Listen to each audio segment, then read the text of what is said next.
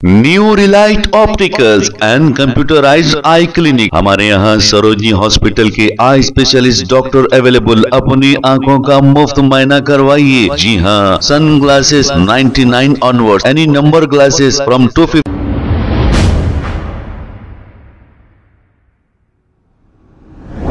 अस्सलाम वालेकुम नाजरीन, 7H न्यूज सच को रखे आपके आगे। नाजरीन, अगर आप किसी को कर्ज दे रहे हैं तो हो जाइए होशियार। आपको ये अच्छी तरह जान लेना चाहिए, आपसे जो भी कर्ज लेता है, जब वो भिखारी की तरह आपके पास भीख मांगता है, जब आप इससे कर्ज लेने जाते हैं तो आप भिखारी हो जाते हैं और ये बादशाह बन जाता है। क्योंकि आजकल के हालात ही ऐसे हैं। कर्ज देना तो बस अपनी जान का दुश्मन बना लेना है, तो आप भी कर्ज मत दीजिए। इसी तरह ये खातून ने भी अपने किराएदार को कुछ कर्ज दिया। इसके बाद इस किराएदार की और इनकी व्हाट्सएप पर वॉइस चैटिंग चल रही है। इस वॉइस चैटिंग में ये शख्स इस खातून को क्या कह रहा है, सुनते हैं तफसीलात। और इस खातून ने भी इस वाकये के ताल्लुक से रहमत बेग एमएलसी को भी ये कहा कि मेरी मदद करिए। रहमत बेग एमएलसी ने इन्हें 2-4 दिन में करूंगा कहा, लेकिन इनका काम नहीं करे। इसके बाद ये दारुसलाम हेडक्वार्टर गए और वहां पर असदुद्दीन अवैसी साहब से मुलाकात की। इन्होंने रहमत बेग को इनसे बात करने के लिए कहा। रहमत बेग मुसलसल इन्हें टाल मटोल करते रहे। अब किस्सा तो ये है कि कर्ज जिसने लिया उसको बुलाकर रहमत बेग बात करने वाले थे, लेकिन अभी तक बात नहीं करे। अब वही कर्ज लेने वाला इस खातून को कैसी बुरी बुरी बातें कह रहा है, आइए सुनते हैं तफसीलात। बोलिए, आपका नाम बोलिए जोर से। अस्सलाम वालेकुम, मेरा नाम आमिना सिद्दीक़ा है। मैं शास्त्रीपुरम में रहती हूँ, अली भाई की मस्जिद की सेकंड गली, जहाँ अवैसी साहब का मकान है उससे आगे, अवैसी हिल्स के आगे रहती हूँ मैं, शास्त्रीपुरम अली भाई की मस्जिद के पास। मेरे किराएदार 4 साल से घर में थे मेरे, उसके बाद उन्होंने खाली करके गए। अब मेरे से हैंड लोन लिए थे उन्होंने 1 लाख रुपए। लेने के बाद 3 साल हो गया, अभी तक उन्होंने वापस नहीं लौटाए। तो मैं उनको जब भी फोन करती हूँ थी, उन्होंने क्या प्रूफ है आपके पास उनको पैसे दिए? सर हैंड लोन का पेपर है भाई, बताइए। कितने पैसे दिए थे आप? ये 1 लाख रुपए दी थी भाई, जिसमें से उन्होंने 5-5 हजार करके 6 महीने दिए मेरे को। 6 महीने में कितने हुए भाई? 30 हजार रुपए। 30 हजार रुपए जी। 70 हजार रुपए बाकी है उन्होंने मेरे देने के जी। अब मैं उनको व्हाट्सएप पे मैसेज भेजी, क्या भाई मेरे पैसे वापस नहीं दे रहे हैं आप? फोन ना करे तो बोलते मेरे अम्मी का ऑपरेशन था, बोले एक बार, अच्छी बात है बोल के खामोश बैठ गई। उसके बाद थोड़े दिन के बाद अम्मी का इंतकाल हो गया, बोले खामोश बैठ गई। फिर बीवी का ऑपरेशन, बीवी की तबीयत बहुत खराब हो गई, बोले खामोश बैठ गई। ऐसे बहाने बनाते 3 साल होने आ गया। अब मैं व्हाट्सएप पे उनको भेजी, उनकी बीवी के व्हाट्सएप पे मैसेज भेजी उनको, तो उन्होंने मेरे को इतने गैर गलत बातें कर रही, मैं फलां आदमियों के साथ फिरती हूँ करती हूँ बोल के बोल रही।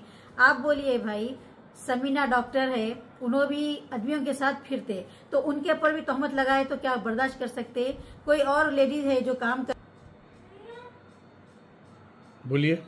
कोई भी औरतें किसी की भी हेल्प अगर करे कोई लेडीज, और तो उनके ऊपर ऐसे तोहमत लगाते क्या? ये आदमी मेरे से पैसे लेके मेरे ऊपर तोहमत लगा रहा, मेरी मरहूम माँ के ऊपर तोहमत लगा रहा। आप अगर इसकी रिकॉर्डिंग सुनेंगे तो आप लोग खुद थूकेंगे उसके ऊपर। आदमी है या उन्हें क्या है, कमजोरफ है, क्या बोलेंगे आपको? क्या बोल के तोहमत लगा रहे आप पे? आप सुनीजिए रिकॉर्डिंग। मैं फला आदमियों के साथ फिरती हूँ कहते, मैं मेरी अम्मा खराब औरत है बोल के, जबकि मेरी माँ मरहूम है, उन्होंने तो देखे भी नहीं मेरी माँ को। मेरी माँ के ऊपर ऐसा कैसा बहतान लगाते? उनकी माँ क्या वैसी थे? क्या उनकी माँ की परवरिश वैसी करे? क्या नाम है बोले उनका? खलील पाशा नाम है, देखिए उनका यहाँ पर है लिखे हुआ जी, खलील पाशा है। शेख अब्दुल मियाँ के बेटे। आपके घर में क्या किराए से थे उन्होंने? जी हो, किराए से थे मेरे घर में, 4 साल किराए से। कई के लिए दिए थे पैसे आप? उनके वालदा की तबीयत खराब है बोल के लिए, फिर एक बार कारोबार के वास्ते होना ले लिए थे, वापस दिए। कितने पैसे दिए थे पहली बार? पहले में 20 हजार लिए थे मेरे से, वापस दिए उन्होंने। फिर एक बार 50 हजार रुपए मांगे मेरे से, अच्छी बात है भैया मेरे पास है ना बोल के मैं उनको दी, फिर वापस दे दिए वो। एक बार क्या करे, तीसरी बार जो ये पैसे लिए, बाजी मैं गोडाउन में, मेरा सामान गोडाउन का आया है, शमशाबाद पे रुके हुआ है सामान, अगर पैसे नहीं दिए तो वो चले जाता, मेहरबानी होती दिए तो बोले। तो मैं बोली नहीं भैया इतने ज़्यादा पैसे मैं ऐसे नहीं देती हूँ, मेरी बहन से मशवरा करके देती हूँ। बोले तो अच्छी बात। बोली नहीं भैया इतने ज़्यादा पैसे मैं ऐसे नहीं देती हूँ, मेरी बहन से मशवरा करके देती हूँ। बोले तो अच्छी बात है। बोले तो मेरी बहन को फोन आप कुछ प्रॉफिट के लिए दिए यानी खाली नहीं भाई, कर्जा हसना बोल के दिए। कर्ज हसना बोल के जी दिए? हाँ, पेपर पे भी देख सकते हैं आप, हैंड लोन बोल के लिखे हुआ है। ठीक है, कर्जा हसना दी मैं उनको। हाँ जी, कर्जा हसना लेके उन्होंने मेरे को तहमत लगा रही मैं मिट्टी खोर हूँ, ये हूँ वो हूँ बोल के। आप बस्ती में आके पूछ सकते हैं, मैं वैसी औरत हूँ क्या? 2004 से मैं बस्ती में रहती हूँ भाई। किसी से भी पूछिए, कोई गैर आदमी के साथ मेरे ताल्लुकात है क्या, पूछिए आप, मैं कैसी औरत हूँ, आप आके पूछ सकते। इतनी बड़ी तहमत लगाने के बाद क्या मैं खामोश बैठना? वुमेन्स डे के दिन अवैसी साहब जाके बयान देते हैं कि औरतें अच्छे हैं, औरतों के लिए ये करो, औरतों के लिए वो करो। मैं दारुसलाम गई तो अवैसी साहब मेरे साथ सही बात नहीं करे। क्या हुआ? जी, झुड़की दिए मेरे को। अरे उनके नहीं जाओ, उनके कब गए थे दारुसलाम? आज गई थी मैं। कितने बजे गए थे? मैं 11 बजे गई थी, अवैसी साहब नहीं आए थे। तो उसके बाद एक आधे घंटे के बाद आए अवैसी साहब। क्या बोल कहीं के लिए गए थे आप? यही आदमी ऐसा बोलते सो ऐसा बोल रहा, तो क्यों बोल रहा पूछे उन्होंने मेरे को। बोले तो मैं बोली भाई ऐसा हैंड लोन लिए तो नहीं, वो सिविल मैटर है, वो यहाँ नहीं होता। मैं बोली मैं पैसों के लिए नहीं आई भाई, मेरी बेइज्जती करे, एक औरत की बेइज्जती करे तो कैसा खामोश बैठना। बोले तो उन्होंने पूरी मुकम्मल बात ही नहीं सुन रहे। ओ आपके MLC साहब आते ना बस्ती के, उनको बोलिए, रहमत बेग साहब को बोलिए। बोले मैं रहमत बेग साहब को तो 8 दिन से फोन कर रही हूँ, जब भी मैसेज भेजती हूँ, फोन करती हूँ उनको, करा देता हूँ, हो जाता यही बोल के टालते। अब मैं दारुसलाम में पूछी उनसे तो उन्होंने बोल रहे मेरे को कि नहीं ये काम मेरा नहीं है, ऑर्गेनाइज वो इफ्तिताह करना, कहीं भी कुछ भी हुआ तो जाना, वो है मेरा काम। ये आपस ही लड़े है, आप पुलिस में जाके बोलिए। पुलिस में मैं चाहशमे के दिन गई केस बुक करने के बाद। कौन से PS हो गए? राजेंद्र नगर PS। क्या हुआ? मालाडेवपल्ली PS है ना, वहाँ पर गई। वो लोग मालाडेवपल्ली गए राजेंद्र नगर के? नहीं, मालाडेवपल्ली, हाँ। महफिल होटल के पास है, हाँ। वहाँ पर गई। वो लोग लिख के फोन करे वो आदमी को। फोन करने के बाद वो आदमी क्या बोला मालूम? खलील भाई बोल के ऐसा उतना बोला, बस वो आदमी के पुलिस वाले के मुंह से सुनी मैं, खलील भाई बोल के वो आदमी बोला। सो जी, जो पैसे देना है आपके उसका नाम है खलील? नहीं, वहाँ के जो लीडर है अब फिलौकत खलील खदीर बोल के है। जी हाँ, उनका नाम लेते के साथ ही पुलिस वाले क्या करे मालूम? पहले तो मैं पुलिस वालों को घर पे बुलाई, 100 डायल करके बुलाए, तो उन्होंने घर पे आए। घर पे आने के बाद उनको पूरा मसला बोली मैं। बोले तो उन्होंने बोले नहीं आप बोलते सो उसका नंबर दियो। बोले मैं उसका नंबर दी, वो आदमी का, अखिल पाशा का नंबर दी। अखिल पाशा का नंबर दी तो उन्होंने क्या करे मालूम? फोन पे बात करके पुलिस वालों को ये बोले खलील भाई बोल के बोले। तो पुलिस वाले खलील भाई सुन के मेरे से आगे हट के जाके बात करके मेरे को बोले आप PS को आइए।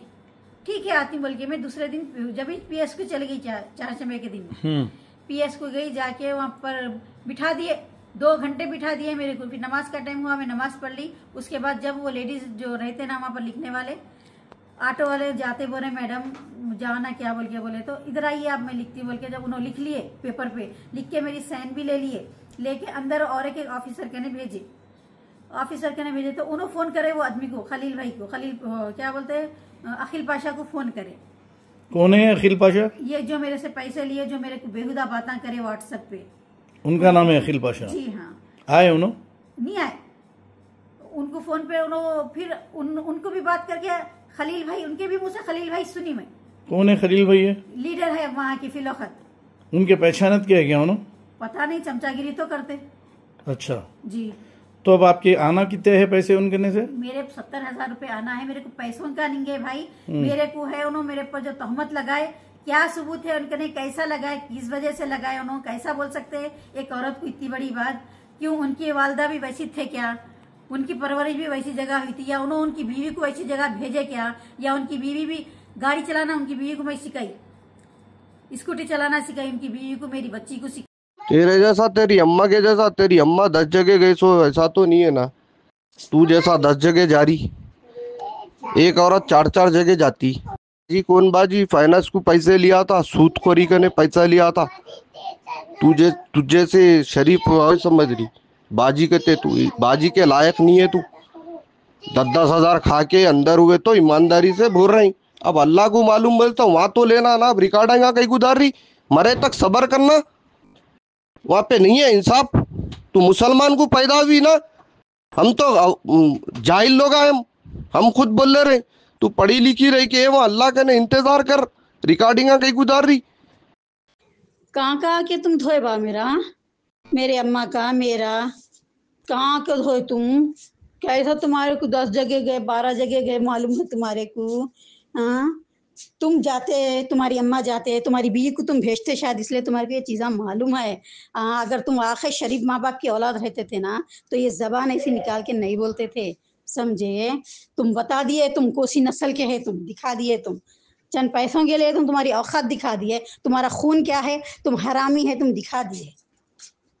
और कुछ मेरे बारे में बोलना है तो बोल सकते हैं आप, बोलिए क्या क्या बोलना है। मैं किसकी औलाद हूँ, मेरे अम्मा के बारे में, मेरे बाबा के भी बारे में बोलना था ज़रा, मेरे रिश्तेदारों के भी बारे में बोलना था ज़रा कुछ। और आपको मालूम है तो उन्हें तो जाओ इन्फॉर्मेशन करो, दरियाफ़ी करो, जाओ दरियाफ़ी करके मालूम करो।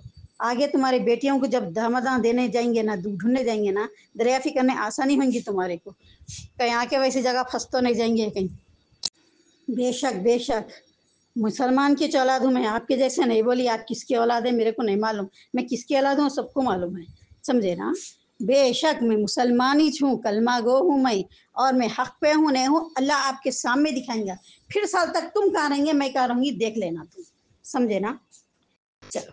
New Relight opticals and computerised I clinic. हमारे यहाँ सरोजनी हॉस्पिटल के आई स्पेशलिस्ट डॉक्टर अवेलेबल। अपनी आंखों का मुफ्त मायना करवाइए। जी हाँ, sun glasses 99 onward, any number glasses from 250 onward, contact lenses any colour ₹99 onward. जो हजरात 60 साल की उम्र से ज्यादा है, हज और उम्रा जाना चाहते हैं, उनके लिए बिल्कुल free number glasses, free home delivery और free eye checkup. New Relight Optical, Talab Katta, main road, opposite to Baba Bahauddin Dargah. Mobile 9848392127। खबर है शहर की, खबर है गाँव की, खबर है सारी दुनिया की। 7H न्यूज पसंद आए तो लाइक कीजिए, शेयर कीजिए और सब्सक्राइब करना ना भूले। 7H news.